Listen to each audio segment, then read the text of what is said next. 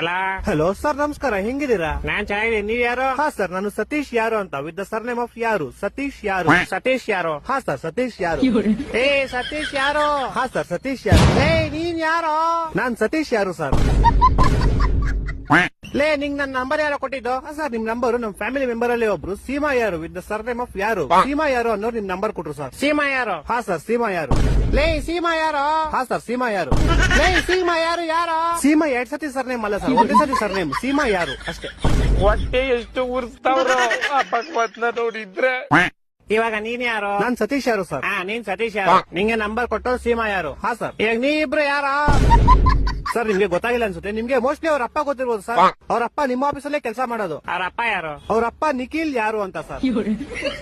ಇವಾಗ ಈ ಬೇವರ್ಸಿ ನಿಖಿಲ್ ಯಾರು? ಸೀಮಾ ಯಾರು ಅವ್ರ ಅಪ್ಪ ಸರ್. ಸೀಮಾ ಯಾರು? ಯಾರು? ಸೀಮಾ ಯಾರು ನಮ್ ಕಸಿನ್ ಸರ್. ನೀನ್ ಯಾರು? ಸರ್, ನಾನು ಸತೀಶ್ ಯಾರು ಸರ್. ಲೇ